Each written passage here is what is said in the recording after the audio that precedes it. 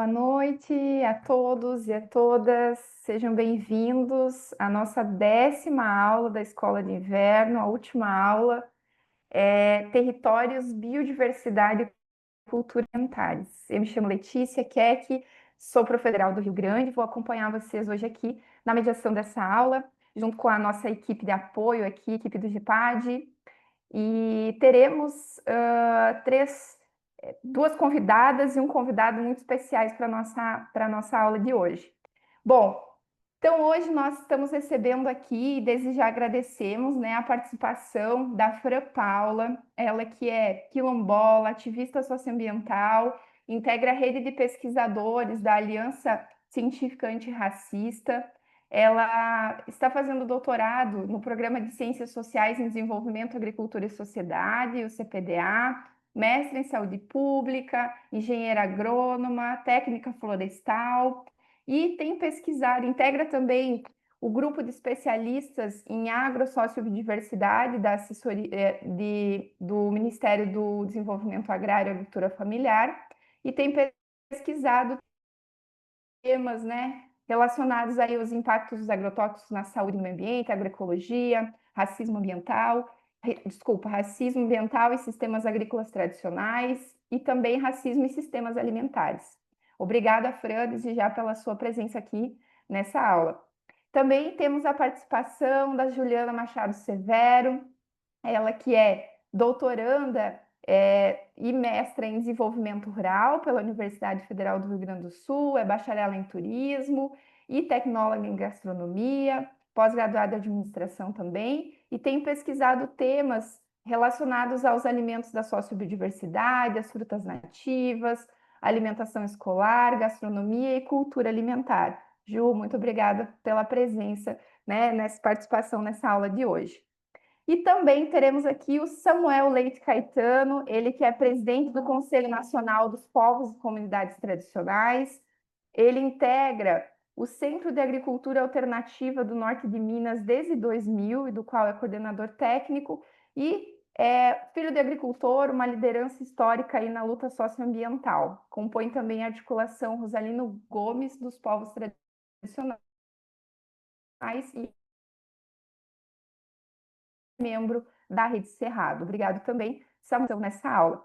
Nós vamos seguir a mesma dinâmica das aulas anteriores, né? Vocês já estão bem conhecendo bem a dinâmica, cada convidado terá em torno de 20 minutos, tá? Então vamos começar agora com a Fran.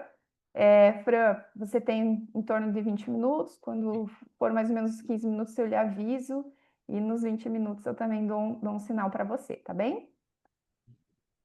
Muito bem, Letícia. Boa tarde, pessoal. Boa noite, né, para quem está já no outro fuso horário. Eu estou, primeiro, né, agradecer, né, e muito honrada de poder estar contribuindo, né, com esse espaço, né, de diálogo, mas também, né, de formação. Então, quero, né, eu acho que aproveitar esses 20 minutos aqui para compartilhar com vocês um pouco, né, do trabalho, né, que eu venho desenvolvendo, né, mas também atuando junto, né, nesse duplo, né, lugar, né, de liderança dirigente, né, quilombola, mas também pesquisadora, né, e que contribui aí com um dos movimentos com a CONAC a nível nacional, no coletivo de meio ambiente e agricultura. Estou aqui, né, falei, estou num ambiente bem importante também, né, para me dividindo entre, né, esse momento e um momento também. Nós estamos aqui no Amazonas, eu estou aqui em Manaus, estou na beira do Rio Negro, então participando de um processo de planejamento da CONAC com representantes e lideranças quilombolas de todos os estados da Amazônia Legal, uma preparação aí para a nossa incidência na COP30, né? Então, falando e trazendo também um pouco de acúmulo desse, né, dessa dupla incidência, né?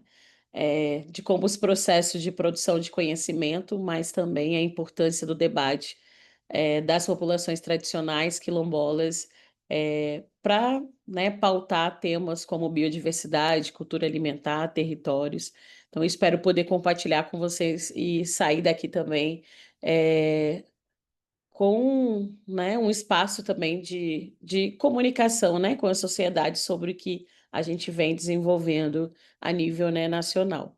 É, eu imagino que várias pessoas que me antecederam, né, pela programação muito rica, aliás, parabéns, né, pela equipe, né, que preparou essa programação, de fato, né, estão nomes e lideranças, né, que vêm fazendo, né, esse processo de incidência da pauta de culturas alimentares e também de biodiversidade, dos sistemas alimentares no Brasil. É, optei, né, por não me aprofundar muito, então, em conceitos, né, ou em pautas, porque imagino que nas últimas aulas vocês já devem ter também refletido sobre isso. Então, é mais um compartilhamento mesmo metodológico e de princípios políticos que, para nós, povos e comunidades tradicionais, para nós também pesquisadores da área, possamos aí trilhar caminhos para fortalecer a luta, né, política desses movimentos na pauta da biodiversidade dos sistemas alimentares. Eu escolhi, inclusive, essa foto aqui para poder, né, iniciar esse diálogo. Essa foto é de um dos artigos, né, que eu publiquei na plataforma Agricultura Ancestral, que é uma plataforma de conteúdo sobre práticas tradicionais de agricultura, de sistemas alimentares tradicionais. Depois eu vou deixar aqui também o link, né, para quem quiser, né, conhecer um pouco mais. E é justamente uma forma de retratar o que a gente constrói em termos de pesquisa na área de sistemas alimentares tradicionais. Essa imagem retrata um dos fenômenos mais populares, né, do nosso território. Eu sou mato-grossense, sou do Pantanal do Mato Grosso, né, do Quilombo Campinas de Pedra, e a chuva do caju, né, é um fenômeno, né, que marca a nossa transição do período de seca, né? Então, para quem está no Centro-Oeste sabe que a gente está vivenciando agora, né, a seca, né, esse período de seca no Centro-Oeste. E a chuva do caju, ela marca, é um marcador social do território para essa transição para o período de chuvas. Então, é basicamente, né, o nome desse artigo foi a chuva do caju e as mudanças climáticas, que é uma forma, né, de produção de conhecimento dialogando com os marcadores, né, sociais dos territórios, né? Então, pode passar, por favor. Então, assim, só para já dizer que uma das pautas bem importantes que a gente tem colocado na discussão das redes de pesquisa é sobre o método, né, de produção do conhecimento e pensando muito como que as nossas atuações como enquanto ativistas, enquanto pesquisadores, enquanto, né, defensores, né, socioambientais, ela também perpassa por uma decisão e uma escolha política dos métodos, né, de fazer isso. E pensando muito que debater, né, alimentação, cultura, né, perpassa por essa centralidade, né, dos territórios, né? Então, como que a gente pode e precisa avançar num processo de compreensão, né, desses sistemas alimentares, dessas culturas alimentares, tendo como a centralidade, né, metodológica a defesa, o acesso e proteção dos territórios tradicionais, dos territórios quilombolas, dos territórios indígenas, né? Então, tendo como eixo central, né, junto aos povos e comunidades tradicionais, quilombolas indígenas, né, o território, né, pensar essa produção do conhecimento, né, que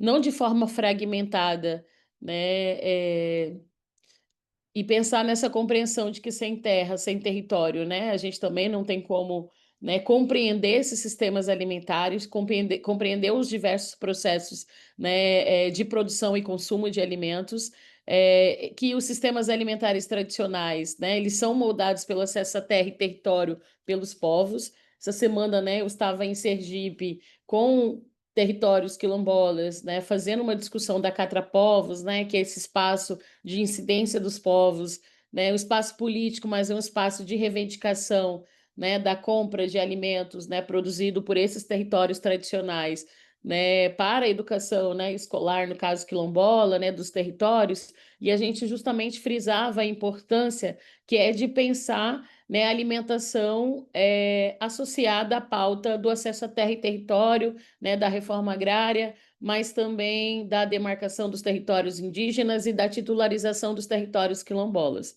Para nós, povos, isso é indissociável, né? Não tem. Eu sempre falo isso, né? Que compreender, né? Eu atuo há mais de 15 anos como extensionista também rural, junto a comunidades tradicionais e com agroecologia, né? Com sistemas alimentares tradicionais e troco muito, né? Converso muito com agentes de assistência técnica e extensão rural que sempre, né, me questionam, Fran, né, as complexidades se entender os sistemas agrícolas, né, quilombolas, né? E eu sempre falo isso, né, que para compreender a agricultura quilombola é preciso compreender o quilombo, né? É preciso compreender o território, né, para não reproduzir uma imagem fragmentada do que é esse sistema, da importância e como é o funcionamento desses sistemas agrícolas tradicionais.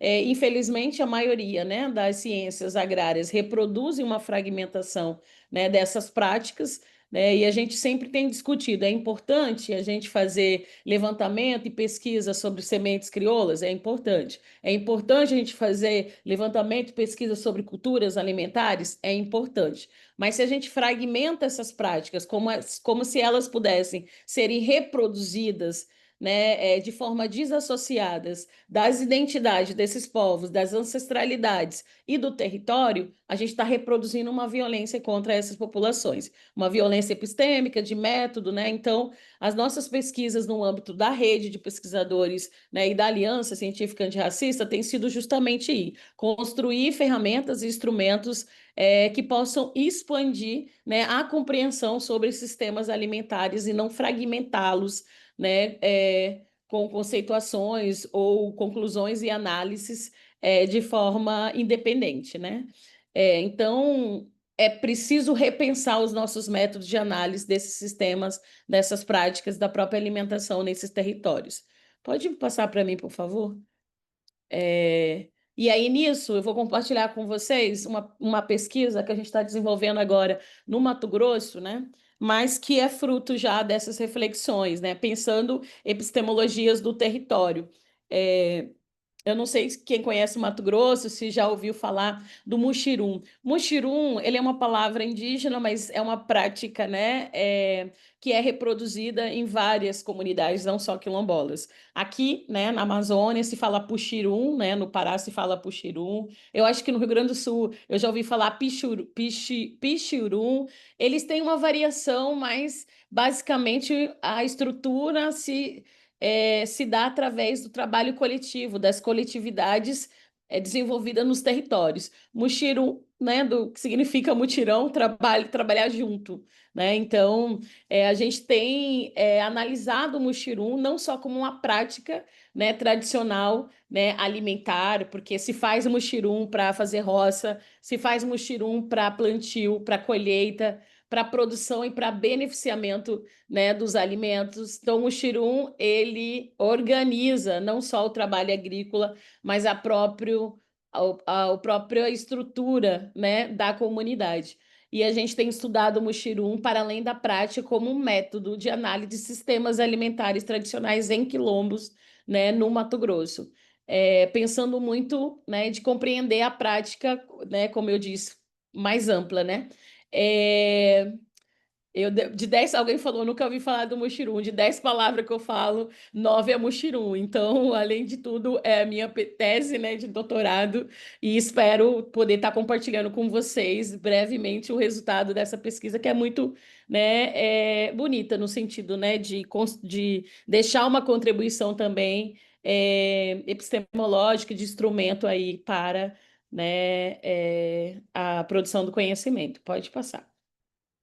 E é isso, ele potencializa as racionalidades próprias do território, né? Esse aqui é um muxiruca de limpeza que a gente, né, estava fazendo na comunidade quilombola Ribeirão da Mutuca, né? Então, a gente tem sempre esse foco, né? Mais do que descrever a prática, estudar essa, né? Expandir, né? A nossa compreensão, né, reposicionar a nossa perspectiva sobre aquele alimento, sobre aquela técnica agrícola, né, escutando e reconhecendo que essas comunidades ensinam, né, sobre habitar e cuidar da terra. E aí o Muxirum, ele tem possibilitado, enquanto método, né, essa produção do conhecimento pelas coletividades, né, as práticas, né, dinâmicas no tempo, isso é importante, né? Quando fala em sistemas agrícolas tradicionais, a visão, né, bem, aliás, né, ocidental, né, na maioria das vezes também limitada, acaba fixando as nossas práticas no passado, né, fixando as nossas práticas como algo que não se moldou com o tempo, que não teve adaptação, que não teve, né, desenvolvimento de tecnologias, né, essa visão de que é impossível, né, que uma prática que existe hoje em territórios que são tradicionais, elas possam serem mantidas, né, de forma, né, super, né, como se fazia 100, 200, 300 anos. E o Muxirum é uma prova disso, de como ele também vai se moldando no tempo, junto com as práticas, com as pessoas, com o território, né, porém mantendo essa ancestralidade, mantendo, né, um modo de fazer que é o modo da coletividade, né, do sistema, né, alimentar e da própria estrutura do quilombo, né? Pode passar. É, já. E aí, pensando como metodologias e pesquisas como essa possam fortalecer a incidência e a luta política dos movimentos sociais. Né? A gente tem muito esse compromisso, né? Até pelo próprio histórico nosso de atuação, né? Pensar como que esses métodos eles podem estar produzindo dados que vão, por exemplo, incidir numa agenda política, né, da CONAC, incidir numa agenda política, né, de povos e comunidades tradicionais, de populações indígenas, né? E aqui, pensando um pouco da nossa, né, pauta política, não só hoje, né, mas histórica, que é esse reconhecimento, né, seja, né, dessa forma de manejo sustentável e ecológica da biodiversidade que os territórios, né, mantêm, que não é, que é algo, né, que é invisibilizado, que não é reconhecido, tanto que a gente hoje tem como pauta, né, política esse reconhecimento, né, as comunidades têm se dedicado, né, a produzir dados, né, para incidir em políticas públicas, né, seja nas políticas públicas ambientais, mas de alimentação, de abastecimento, de segurança e soberania alimentar. Então, assim, alguns dados, inclusive, né, eu fiz questão de colocar algumas pesquisas recentes que são exemplo de como que a pesquisa ela pode estar aliada, né, a esse fortalecimento político desses territórios, né? Essa aqui é uma pesquisa que saiu esse ano, né, produzido aí, né, em parceria com a Conservation Internacional, né, e que é uma pesquisa que tem sido muito utilizada, né, pela população quilombola, pela população afrodescendente da Amazônia, porque ela vai justamente, né, fortalecer o que nós temos historicamente pautado ao Estado brasileiro, né, que os territórios, né, tradicionais, que os territórios quilombolas e afrodescendentes, né, fazem o manejo, né, são responsáveis por esse manejo dessa biodiversidade, né, com redução de desmatamento, né, essa pesquisa, né, ela foi realizada no Brasil, Colômbia, Equador e Suriname. A gente teve um diálogo político muito importante, né, com as organizações, publicada, né, na revista, acho que Nature, né, e assim, muito importante para a gente no sentido de produção de dados, né, e que demonstram que essa redução do desmatamento em áreas de populações quilombolas e afrodescendentes da Amazônia, de forma geral, né, dos países, né, como Colômbia, Equador e Suriname, apresentam aí uma redução de 55% de desmatamento de áreas. A mesma coisa sobre o manejo da biodiversidade, né, que concentram mais da metade aí das regiões, essa alta biodiversidade na Amazônia, né, e abrigando estoques de carbono irrecuperável, ou seja, aquele carbono que não vai, né, em menos de 30 anos ele não é recuperado, né? E isso é importante por quê? Porque a nossa pauta, né, política, por exemplo, para a COP30, não só para a COP30, mas para essa agenda, né, de biodiversidade, tem sido esse reconhecimento desses territórios, né, e reconhecimento com garantia de direitos, né, a gente está falando não só de valoração, né, desses serviços ecossistêmicos prestados por essas comunidades. A gente teve um avanço bem significativo em termos de garantias e de reconhecimento de direitos na última COP da biodiversidade, que aconteceu na Colômbia, né, aonde as populações afrodescendentes foram incluídas como territórios coletivos que fazem manejo e que contribuem para a conservação da biodiversidade no planeta. Isso é muito importante, por quê? Porque ele cria subsídios para uma incidência no Estado brasileiro, para políticas públicas, e a principal delas é a titularização dos territórios quilombolas. Então, outros pesquisas como o Mapa Biomas e o ISA, né, o Instituto Socioambiental, já demonstram, né, que territórios titulados são territórios mais preservados, mais conservados, com maior cobertura vegetal e, portanto, também maior é, alta concentração de biodiversidade. Então, um pouco de como que é importante hoje a gente aliar nossa atuação com essa incidência política na luta por direitos territoriais, junto a povos e comunidades tradicionais e comunidades quilombolas, né? Não só no Brasil, mas um reflexo também da América Latina, da América, né, do Sul. Hoje nós estabelecemos uma rede, né, de a coalizão internacional, né, da América Latina e Caribe, de comunidades tradicionais e afrodescendentes que vivem em territórios coletivos e que reivindicam, né, o território, né, justamente por esse papel importante na conservação da biodiversidade, na produção de alimentos saudáveis. E é muito importante sempre estar, pode passar, por favor, sempre estar pautando, né, essa discussão. Esse já finalizando, que eu acho que eu já estou aqui quase no meu tempo, né? Esse aqui é a plataforma Agricultura Ancestral, que é uma plataforma que reúne artigos sobre o que eu estou discutindo aqui. Porque são várias interfaces, né? A gente faz essa interface ambiental, agricultura, cultura, antirracismo e exigibilidade de direitos dos territórios dos povos, né? Então, tem várias publicações, e a gente tem uma preocupação, que é produzir conteúdo acessível. Não, então você vai ter artigos mais científicos, né, de incidência, né, em revistas, e se você vai ter produção audiovisual, né, com depoimentos das comunidades, pode passar. E sempre com aquele método, né, buscando reflexões também de outras contribuições. Eu não sou a primeira, né, pesquisadora a trazer esse debate, né, sobre agricultura quilombola, né? Eu uso muito uma base analítica, né, que é de historiadores sobre a população negra e quilombola no Brasil, entendendo que a minha formação agronômica é limitada para compreender,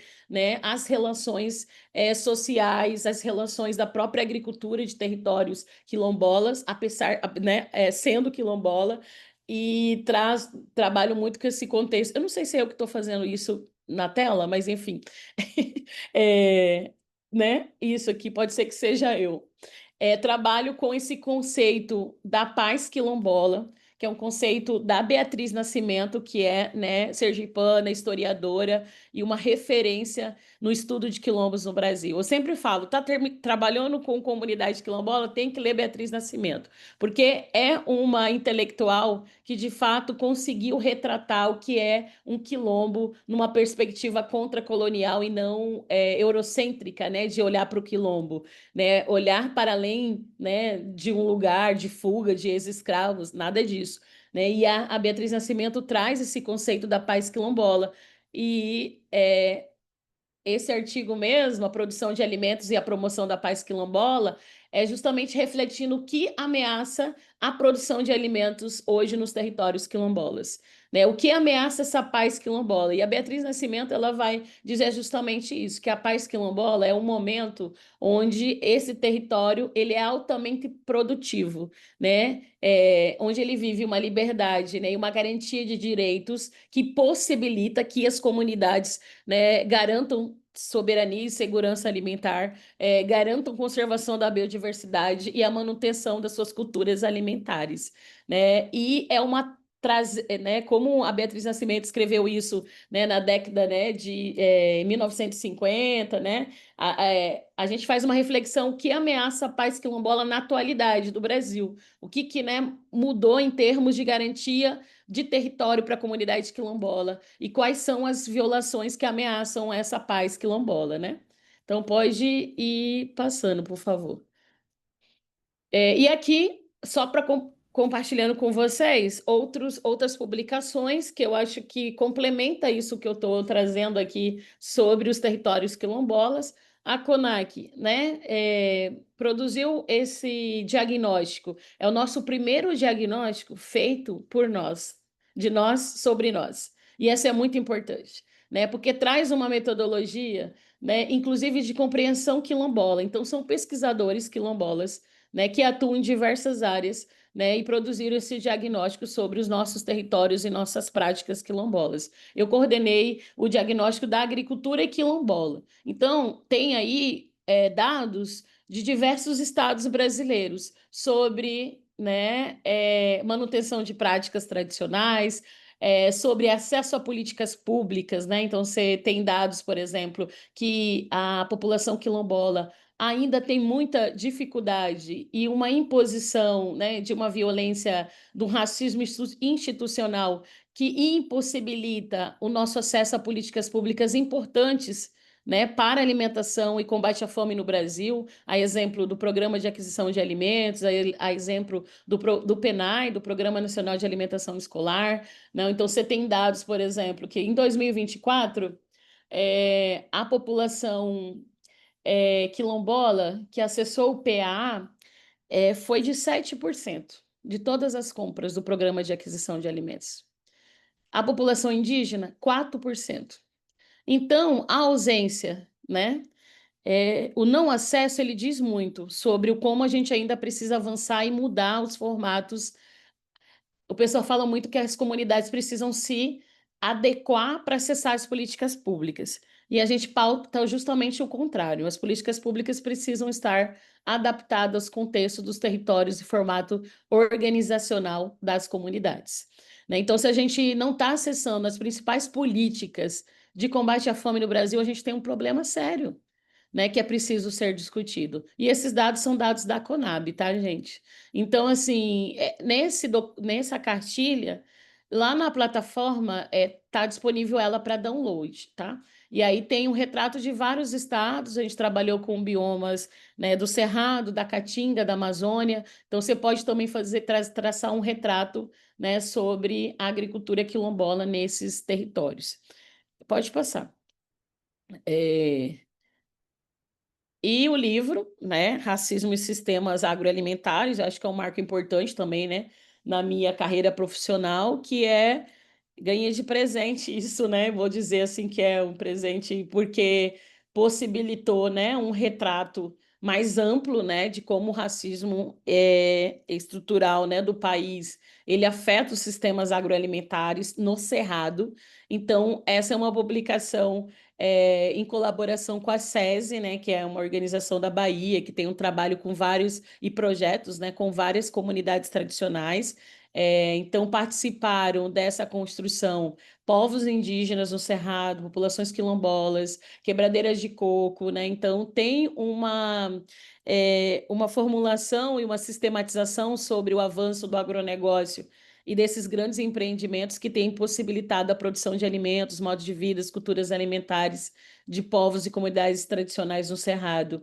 Então, é uma dica também, deixo aqui, né, para vocês, porque, né, uma produção que foi bastante significativa para a gente avançar, inclusive, com uma discussão. Né? Eu pude participar da discussão da Política Nacional de Abastecimento Alimentar, né, do Brasil esse ano, pautando justamente, né, a sistematização desse livro, que foi Racismo e Sistemas Agroalimentares. Já está acabando, gente.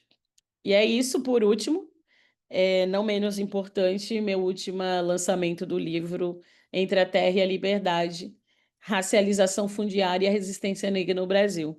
Esse livro ele foi lançado no último dia 13 de maio né? Escolhi uma data não à toa, né? Mas justamente para pautar terra e território, né? E não pautar terra e território a partir só da desigualdade no acesso à terra pela população quilombola, pela população afrodescendente no Brasil. Ele faz uma virada, né? Analítica, porque ele vai reposicionar a luta pela terra e pelo território dessa população, né? Então, traçando aí uma reflexão desde o período colonial, né, e escravocrata até a atualidade. A gente trabalha com uma categoria analítica, né, que é racialização fundiária, justamente para poder apontar quem são os setores e grupos sociais que se beneficiaram historicamente, que se beneficiam com não acesso à terra e território pela população afrodescendente, pela população quilombola no Brasil. Então, ele traz as revoluções por terra da população negra, com vários marcos importantes, não só, e a conexão Brasil, América Latina e África. Então, ele está disponível, né? Ele é um e-book, a princípio, em novembro a gente vai lançar ele em forma física, né? Então, também parte de uma inquietação, que é a discussão da desigualdade no acesso à terra, mas pelo olhar contra, né, colonial e contra-hegemônico de quem sempre lutou por terra e território nesse Brasil, né? Então, e não ficar naquela mesmice de que é preciso reivindicar terra e território para quilombos, como se essa não fosse a nossa principal luta e processo que garantisse a nossa sobrevivência até os dias atuais. Então é isso, gente.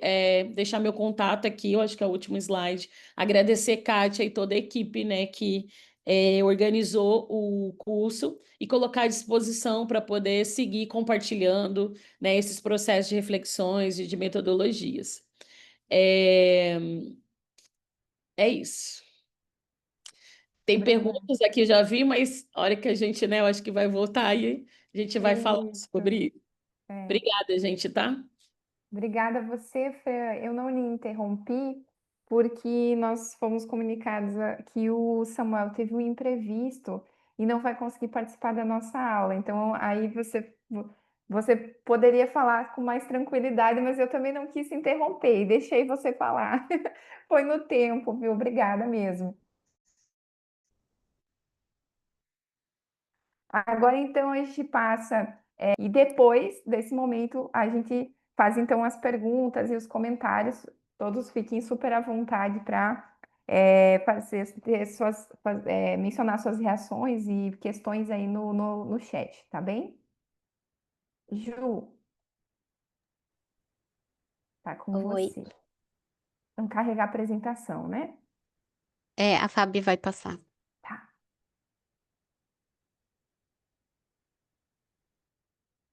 Bom, pessoal, boa noite. Eu sou Juliana, eu agradeço o convite, né, para participar da escola. No meio de vozes tão potentes, me senti lisonjeada. Espero contribuir também para o debate. A gente vai falar, eu vou falar especificamente do bioma Pampa, né, que é o que eu tenho estudado agora no doutorado.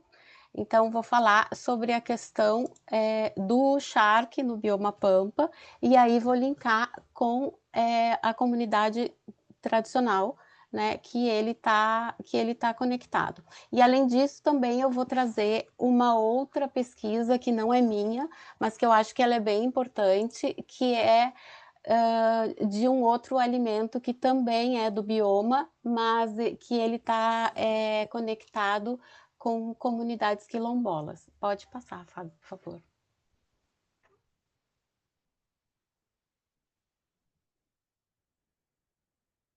Fábio, obrigada.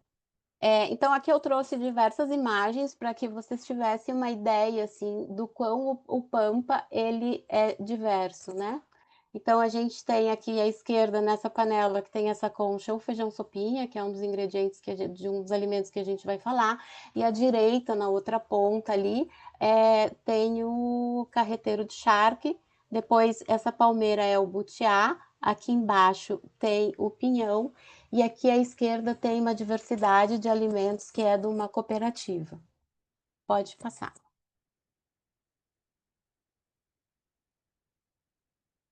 E agora, então, vou convidar vocês para a gente entrar no Pampa e conhecer um pouco, assim, desse bioma que me é tão caro. Então, vamos lá. Então, o Pampa ele é um bioma que ele está presente, né? Argentina, Brasil e Uruguai. Ele começa aqui na metade mais sul de Porto Alegre e ele vai até lá embaixo na divisa, né? E ele ocupa 69% do nosso território. E ele tem apenas 3% da sua área protegida, né? Ele tem um relevo que é predominantemente de planície, por isso que a gente tem uma ideia assim de infinito toda vez que a gente se adentra no Pampa, porque ele não tem muitas elevações, né? Ele tem campos naturais e pastagem nativa, mas agora a gente observa uma transformação na paisagem que a gente tem sofrido em função do avanço do agronegócio, da silvicultura, dos eucaliptos, enfim. Ele é considerado proporcionalmente, né, o bioma mais degradado do país e tem uma dificuldade muito grande em chegar aos números, né, aos percentuais e tal. No último FIMA que eu participei, eles atribuem isso também ao fato de que toda a vegetação ela é rasteira. Então, o que se diz é que ele não é devastado, que ele é assim. Então, esses dados, eles acabam que se conflitam quando a gente vai a fundo neles, né? Mas tem muita área do bioma que ela é degradada e ela é confundida com uma vegetação que é nativa. Isso falo para fins de pesquisa, assim, né? Quando vão falar sobre a degradação do bioma. Então, o que a minha pesquisa, né, ela vislumbra, assim, que a gente tem uma preservação do bioma através da criação de gado, que contribui, né, para a manutenção desse campo, evitando essa supressão total. E também os povos e comunidades tradicionais que preservam, né, e são a sua subsistência. Pode passar, Fábio. Aqui eu trouxe alguns números, assim, porque por mais que o bioma seja pequeno, ele tem números que são bem relevantes, né? A gente tem mais ou menos 9% da biodiversidade brasileira, isso que a gente tem 2% da área do Brasil. Lembrando que o Brasil, né, é um dos 4 países mais biodiversos do mundo.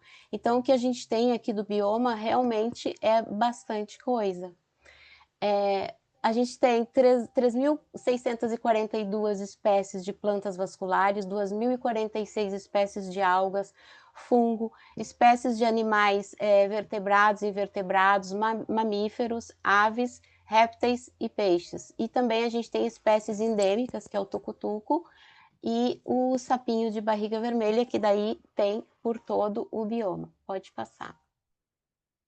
E no Pampa nós temos diversos povos e comunidades tradicionais que de uma maneira ou de outra, né, resistem e mantêm o bioma em pé, que são benzedeiras e benzedeiros, comunidades quilombolas, pecuaristas familiares, pescadoras e pescadores artesanais, povo cigano, povos indígenas, povo pomerano e povo de terreiro.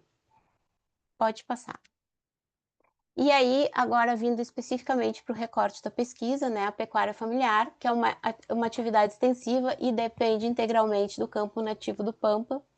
É um modo de vida também que ele é integrado ao espaço e ele tem uma interação homem e natureza, né? Além da pecuária, também tem a utilização de outros recursos disponíveis.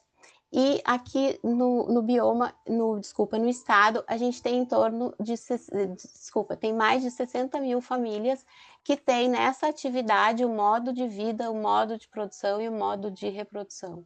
Sendo que a gente tem uma dificuldade, né, na sucessão familiar. Os mais jovens não querem ficar no campo, né? E aqui eu trouxe umas imagens de um campo do Pampa com gado. Esse gado aqui, ele, à direita aqui, né? Ele tem alguma modificação, mas o, campo lá no fundo não tem. Pode passar. Bom, aqui eu trouxe uma outra imagem também, e aqui é uma outra região, ela é mais pro lado da campanha, tem os butiazais. A gente tem 2 grandes butiazais aqui no estado, um fica na cidade de Tapes, e esse fica na cidade de Quaraí, e aí na cidade de Quaraí tem comunidades quilombola que preservam esse butiazal, né, e na verdade, o que que acontece com esse butiazal? No entorno, e acredita-se que talvez por isso ele ainda seja preservado, está tendo um processo de arenização, então não é uma terra tão fértil, né? Pode passar. Aqui é mais uma imagem do Pampa, aqui à esquerda, onde tem essas pedras, é uma antiga charqueada, e ao fundo já é o Uruguai. Pode passar. Aqui também é uma outra vista, né, daquela imagem anterior, para vocês verem a vastidão de que a gente está imerso no Pampa, né? É um céu que se confunde com a terra. Pode passar. Aqui enfim, é um riachinho assim, pode passar, daquela outra imagem. Aqui também é mais uma outra imagem, para vocês darem uma olhada. Aqui a gente estava começando a pegar uma chuva, foi antes da enchente, mas foi um pouquinho depois de uma grande enchente que a gente teve no ano de 2023. Pode passar. Pode passar. Essas são mais imagens assim para ter uma ideia do Pampa mesmo. E aqui é o processo de arenização que eu falei para vocês. Isso é um processo natural, só que no Pampa o processo ele tem sido maior por causa da devastação no entorno, e é um processo diferente da desertificação, né? E aqui nesse processo de arenização é perto daquele butiazal que eu comentei antes para vocês. Pode passar. E aí agora a gente vai entrar na parte da cultura alimentar, né, que a Maria Eunice Maciel, que é uma antropóloga que trabalha com esses temas, ela diz que a cozinha de um povo ela não é reduzida a um inventário. E aí a gente não tem como inventariar toda a cozinha do Pampa, né, mas a gente pode falar de um conjunto de elementos que tem, de um modo de vida, né, lembrando sempre que a gente fala de um processo que está sempre em transformação, que ele se adapta ao que ocorre, porque a cozinha, a cultura, ela é dinâmica. Pode passar. E aqui, especificamente, eu trouxe um recorte do campo, uma propriedade, né, de uma pecuarista familiar, que ela também é feirante. Eu não trouxe as imagens, eu trouxe pouquíssimas imagens da feira, eu não defendi ainda, mas também tem algumas questões que a gente não sabe como vai trabalhar até o final da tese, e aí eu preferi não trazer. Então, além do gado, tem todo um outro, de outras culturas disponíveis que também são cultivadas, enfim. A gente tem cebola, né? Depois ali tem a horta, e aqui à direita tem queijo, ambrosia, que é um doce feito com leite, e mais uns outros doces. Tudo que tem aqui é da propriedade. Isso foi numa quinta-feira e ela estava se preparando para sábado e para feira vender todos esses produtos. Né? É uma feira da agricultura familiar, é uma feira pequena, mas que vão esses produtores todos, e essa feira é um dos principais locais de comercialização. Com a pandemia, eles inovaram, como muitos, né, de todos nós, e eles também começaram a vender por WhatsApp, e isso para eles, assim, teve um significado importante, porque eles não acreditavam que o produto deles tinha um valor, e que achavam que só a feira poderia ser vendido. E aí, nesse processo, eles viram que não, que que é um produto que é escalonável, né, que tem uma aceitação muito maior do que eles imaginam. Pode passar.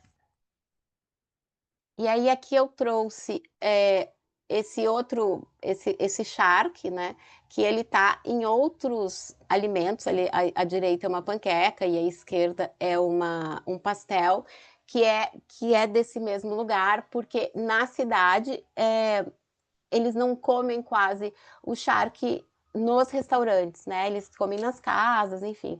Então, alguns lugares que não comem o charque nos restaurantes, eu quero dizer, não comem arroz carreteiro nos restaurantes, eles comem nas casas. Então, tem alguns lugares que inovaram, né, nas receitas para vender e para que tenha um outro tipo de apelo para as pessoas entenderem, né, que se pode comer de várias maneiras. Das cidades pesquisadas, essa é a que mais se consome charque, é uma média de 3 vezes por semana, e aí a gente vai para um outro lugar da pesquisa, que aí é Pelotas, que a gente tem um consumo quase nulo, e tem uma pesquisa que diz que acredita-se, né, que isso ocorre muito relacionado ao passado, né, e a forma de que ele era feito, né, a mão de obra que era utilizado, que as pessoas se sentem envergonhadas por tudo que aconteceu. Então, o doce, ele não foi a grande fonte de riqueza, né, e não é ele que deixou todo aquele legado em Pelotas, mas atualmente, né, hoje em dia, é o doce que tem um lugar em Pelotas e não o charque. Né? E quando se fala de charque em Pelotas, é muito mais turista que procura. Essa outra pesquisa,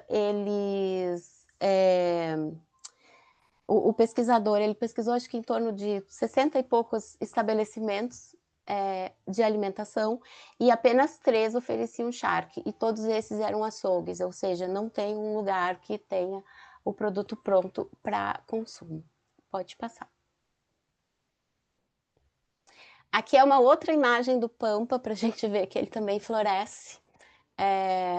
E aqui é já numa outra região, e nessa região ela tem uma curiosidade que na época das charqueadas, né, o charque ele era a atividade principal, e no inverno, como não conseguia se fazer charque, se fazia tijolos e telhas, e esse caso especificamente dessa região é o contrário. Aqui é uma região que trabalha muito com lã, então eles tinham, no verão eles não conseguiam, não tinha uma fonte de renda, então eles no verão fabricam, produzem o charque. Pode passar. Aqui eu trouxe algumas imagens assim de uma produção de charque numa propriedade. Esse charque, não sei se vocês conseguem observar nas fotos, mas tem alguns que eles têm osso, e aí é falado que é o charque crioulo, porque ele não é tão limpo quanto esses em manta, que já são desossados. E aí a gente vai muito de acordo com o que a Fábio falou, assim, né, do quanto a legislação marginaliza alguns tipos de alimento, né, e essas fotos, dependendo do ponto de vista, elas são marginalizadas. Para mim, elas são uma cultura pura daqui do Pampa. Pode passar. Uma cultura alimentar, né? Aqui eu trouxe daquela propriedade familiar, né, que a gente viu doces, ovos, queijo. Aqui é a comercialização na feira, né? Então, à direita tem parte, né, dos alimentos que levam para comercializar, que vai congelado, e à esquerda tem o charque, esse crioulo com osso. Pode passar. Aqui também eu trouxe um pouco, assim, da cultura alimentar, né, da região. Então, a gente tem moranga caramelizada, o arroz carreteiro, que é basicamente arroz, charque e cebola, e depois uma salada a gente chama aqui de maionese, mas é maionese com batata, né? E aqui também eu trouxe diversos formatos, e tem uns 2 ou 3 tipos de abóbora, todos da mesma propriedade. Essa propriedade, ela trabalha com a produção, né, do charque, eles têm uma agroindústria, eles trabalham com a lã, e eles também têm o mel do Pampa, que é maravilhoso. Pode passar. E aqui eu vou trazer a outra pesquisa que eu comentei, que essa pesquisa não é minha, mas que ela resgata a história do feijão sopinha, né? Essa pesquisa ela foi realizada pelo Departamento de Nutrição aqui da URGS e pelo Secane, e especificamente esse recorte da pesquisa é um trabalho de conclusão da Vanessa, e quem orientou foi a professora Luciana. Então, o que se contaram, esse trabalho, essa pesquisa foi feita de duas formas. Primeiro foi uma roda de conversa e depois teve uma oficina culinária, né? Então, o que contou nessa roda de conversa é que esse feijão vem da África como se fosse um patuá. Então, eram 3 sementinhas que eram colocadas no cabelo, né? E ela protegia a alma e o espírito. Aí chegou aqui, foi plantado e tal, e ele se tornou comida de senzala. E a partir do momento que se percebe que essa comida de senzala também é boa, né? Então se toma, entre aspas, esse conhecimento e ela vira comida da casa grande. E aí depois disso tem uma perda considerável do consumo e do cultivo, né? E aí esse feijão sopinha não se ouve mais falar e ele ficou extinto na África. Em 1998, 1999, tem um projeto da URGS que resgata essas sementes, né, e manda para a África. Então, ela volta para lá para que eles comecem a produzir de novo. E aqui na região de Mostardas, que é onde foi feita essa pesquisa, teve o resgate foi que uma anciã ela pegou algumas sementes que ela tinha do feijão e ela deu para uma pessoa e disse que queria que plantasse, porque ela não queria que o feijão sopinha se perdesse. E aí o feijão sopinha, então, ele volta, né? E hoje ele é cultivado, ele é comercializado, e na época que foi feita essa pesquisa aqui especificamente, foi feito testes para inserir na alimentação escolar. Pode passar. Aqui eu trouxe o feijão sopinha, ele é comercializado lá em Mostardas, né, pela Cooperativa dos Povos e Comunidades Tradicionais de Mostardas. Esse feijão, ele tem um sabor muito suave e ele cozinha em torno de 10 minutos, ele está cozido. Ele lembra muito, para quem é do norte, o feijão manteiguinha de Santarém, ele não tem quase caldo. Pode passar. Aqui eu trouxe também mais uma variedade da Coptran, né? Aqui a gente pode ver as lãs, as conservas, o feijão sopinha. Pode passar. E aí, uma frase que foi falada na oficina, que me chama bastante atenção, né? Esse feijão e o próprio milho catete não tem preço, eles têm um valor histórico, têm um valor sentimental muito grande. Pode passar. E aqui eu trouxe algumas outras curiosidades que eu achei que faziam sentido, que a gente tem uma diversidade de comunidades indígenas aqui, né? E o povo caigangue, né, da terra indígena Guarita, foi a primeira comunidade do Brasil que recebeu o selo Indígenas do Brasil, né? E isso indica, né, que esse produto foi cultivado e coletado numa terra indígena. Isso é extremamente importante, até para que isso se mantenha, né? E o objetivo disso é dar visibilidade à produção indígena. Pode passar. Aqui eu trouxe para vocês algumas publicações que falam, né, de alimentos regionais que estão vinculados ao território. Então, a gente tem esses alimentos regionais brasileiros em PDF. Depois, essas frutas no Brasil, eu não achei PDF, só o livro físico, mas achei que era bacana trazer, né? Tem nativas e tem exóticas também. E aí, dentro de um projeto que eu não falei, mas enfim, dentro de um outro projeto, que era de popularizar frutas nativas para que se conservasse através do uso delas, foi para revistas, né, para que tivesse na banca, né, como usar e tudo mais. Então, a gente teve essa publicação na revista Saúde, 50 plantas e frutos brasileiros que turbinam a saúde. E pode passar. E aí eu trouxe aqui também mais algum material para vocês, se quiserem dar uma olhada, enfim. Tem no SP Cineplay, né, o Comida Ancestral, que é um filme, e o Comida de Quintal, que é um curta-metragem. Pode passar. Depois eu trouxe aqui para ler, que eu acho que já foi disponibilizado no chat, o Diagnóstico das Comunidades Quilombolas Certificadas no Rio Grande do Sul.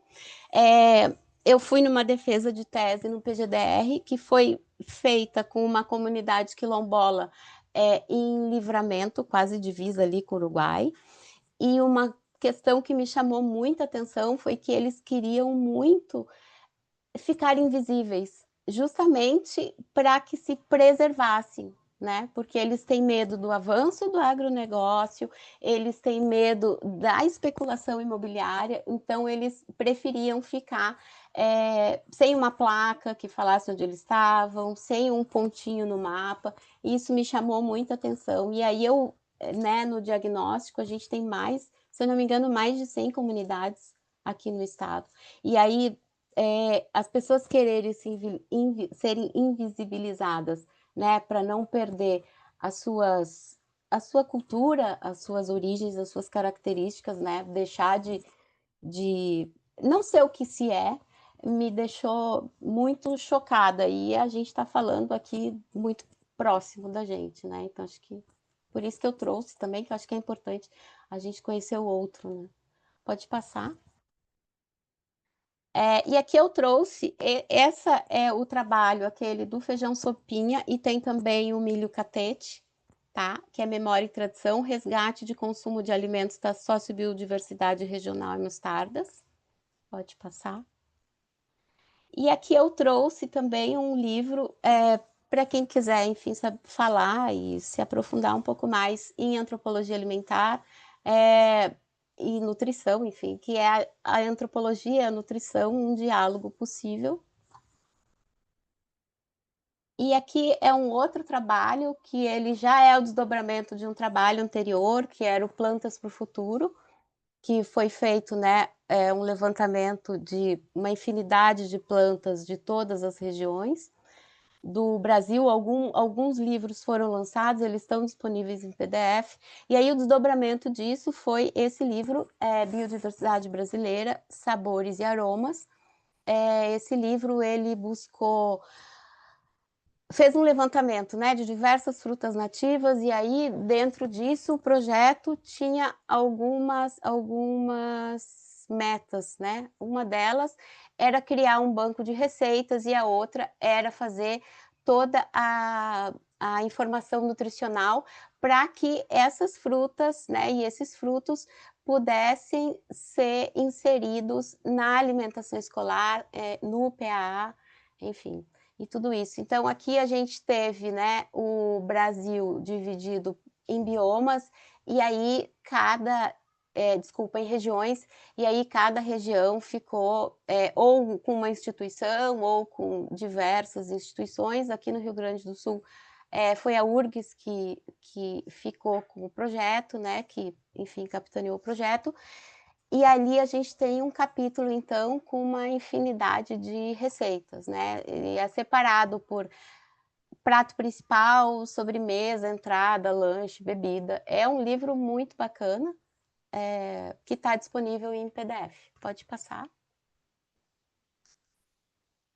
E aqui também eu trouxe, esse é um curso também online, né? Que está disponível, que é Biodiversidade para Alimentação e Nutrição, né, benefícios para a agricultura, saúde e modos de vida. Esse curso ele já deve ter uns 8 anos, mas ele é sempre muito atual. Acho que é importante lembrar, né? E aí, lógico que eu trouxe o guia, que eu acho que ele é muito caro a todos nós, né? Que ele espera, né? O que se espera, né, da gente? Que a gente, né, tenha uma preservação da biodiversidade, uma proteção, um impacto, né? E que dependendo das características, o sistema de produção e distribuição dos alimentos pode promover justiça social, proteger o ambiente, recursos naturais e a biodiversidade. Pode passar. E aqui é a referência que eu citei a professora lá em cima. E pode passar. E eu agradeço, eu deixei meu e-mail, se alguém, enfim, tiver alguma dúvida, alguma pergunta, fiquem à vontade. Obrigada. Obrigada, Ju. Nós tivemos assim algumas reações aqui também, perguntando dos materiais que você compartilhou, né? Já estamos colocando ali no chat para todos. E, bom, antes de entrar para as perguntas, então, é só justificar mais uma vez, né, que o Samuel agora conseguiu nos comunicar que, na verdade, ele teve um imprevisto relacionado ao trânsito.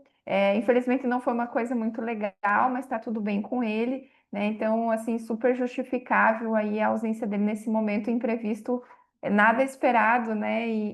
Bom, a gente pede a compreensão de vocês nesse sentido e também ficamos felizes que ele está bem, né? Eu acho que isso que é importante.